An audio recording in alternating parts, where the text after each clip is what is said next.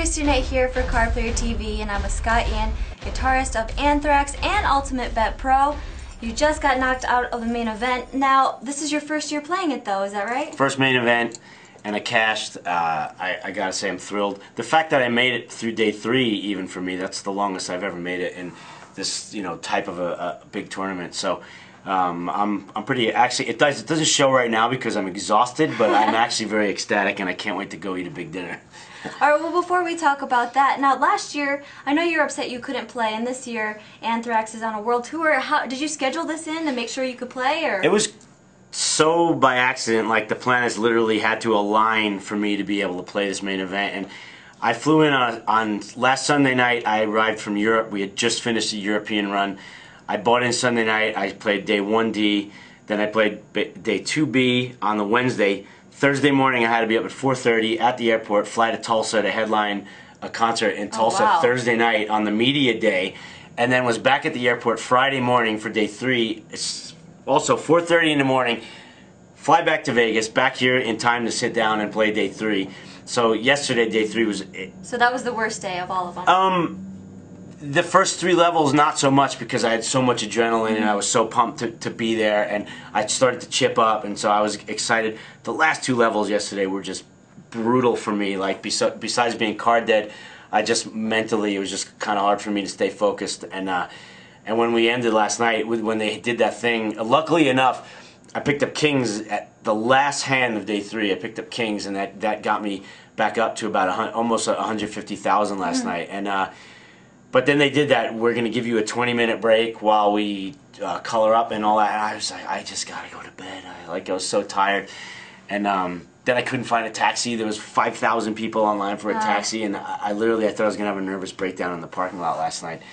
But woke up today pumped, knowing that we were close to the bubble, and obviously first main event, so cashed and thought I was going to go on a deeper run. I thought I was about to double up. I was in the big blind, and the guy limps into me. I check my option with Jack 7. Flop comes 10-7 deuce. Oh. He bet 6,500. I figure he's just figuring I'm going to fold. I raise it up to 17-5. He shoves. I figure, all right, I got a call, and I'm sitting on less than 60 at this point. So I call, and he turns over aces. And then I had outs though, because the turn comes at 9. So all of a sudden I had a whole bunch more outs. But then 4 on the river and gone. Well, being short stacked and on the bubble, I read that it was a very tense bubble because, like, it went for 10 hands, and usually with 600 players, it's going to go a bit quicker than that, and people were folding kings, and so how was that on the bubble? Was it nerve-wracking for you? It wasn't nerve-wracking for me because I was still at, like, when they started going hand for hand, I was just under 100. I was right around 100,000, I think. So, and I knew there was a lot. I mean, just looking at other tables around me, there was a guy with like 14,000, and so I knew even if this thing plays out for the next 7 hours, someone's gonna go out before I am. But it was, in a way, it was kind of fun. I was at a good table. I had Justin Bonomo at my table, and everyone was just kind of goofing around. And so we just kind of joked through it. It did get a little mind-numbing, though, like that hand-for-hand thing. I got to admit, online it goes much faster, you know. And I was just kind of, all I kept thinking of was, watch, I'm gonna get aces, and I'm gonna be the bubble boy. That's all I kept. That would be so typical. You're like, you're gonna run into kings. They can't fold. They're gonna hit a king. Yeah, so I kept saying, I was like, what if I get aces? Am I gonna play them? I'm like, yeah, idiot. Of course you're gonna play them. And if you're the bubble, you're the bubble. What can you do? Right. So with Ultimate Bet, have you gotten to play online throughout the past year? Non-stop. Yeah. I won the Sunday 200 about 2 months ago. Sure, I play all the time. I'm actually trying to figure out right now, because I haven't been home since May 28th. That's when I left for Europe. I haven't been home yet. I'm dying to go home, but tomorrow's the Sunday 200, so I got to figure out if somehow I'm getting home tonight, or I'm just going to stay and play that tomorrow and then go home after, because I feel like I'm on a good roll right now, and I should be playing. But yeah, I'm on UB all the time. Who was the toughest person that you ran into during this whole main event? Was there like any tough players that you found directly to your left that was giving you a hard time? I know this may sound weird, but I was kind of hoping to play against more pros. Really? Because, well, pros aren't going to do stupid stuff most of the time. You know what I mean? Yeah. Like, and when you're playing such a massive field, you know, and you're just hearing the horror stories and the suckouts, and I was lucky enough to sit at a table with John Jawanda most of day 2, I believe, and you know, he's just a consummate professional. He's an amazing player, and he's not gonna do anything really stupid. And I felt a guy like him, as great as he is, was easier for me to play against. Like I know if he puts out a raise, you know, and most of the time he's raising most pots. He's an aggressive guy, and he puts out a raise, and I come over the top of him. Unless most of the time he's gonna fold, and he did because I got him to do it. The 2 times I came over the top of him with air, I might add. Oh, okay. I actually got him to fold. Yeah, but they're not going to be calling with like king 2. No, exactly.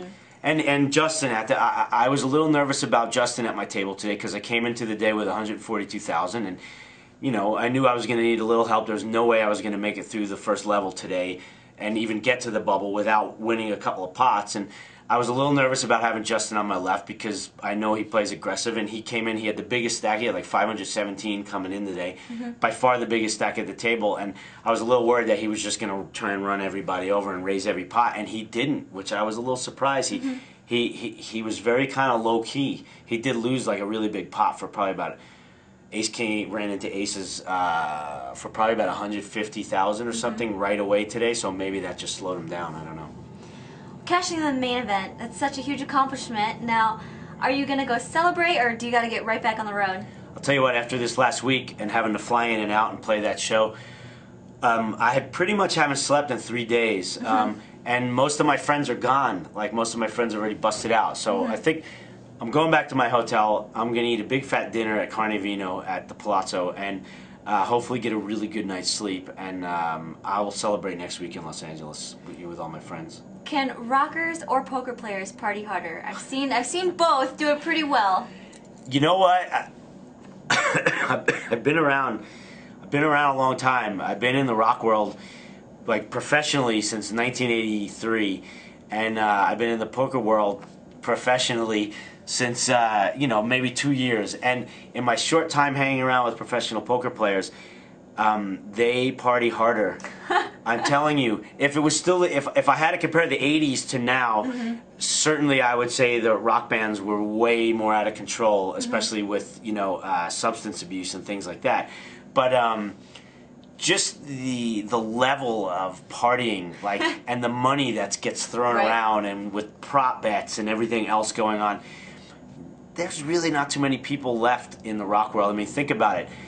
There really aren't no new rock stars. We still have all our, you know, Ozzies and Axls and Alice Coopers and Kiss and, you know, guys like that. But these guys aren't partying now. Like, they can't because they're old. Yeah. You know? So we got these young guys like Durr and, you know, all these guys who are just partying and you know, buying bottles. It's just, it's maybe in the hip hop world, but I don't live in that world. So I really don't know what's going on in that world. But I get to hang out a lot with poker pros, and they're out of their, I could say, right? They're out of their minds. All right, well, congratulations on cashing the main event. Good luck on your tour. Thank you. And we'll definitely look for you on Ultimate Bet. Awesome. I'll be there. Cheers. Christiana with Scott Ian for Cardplay TV.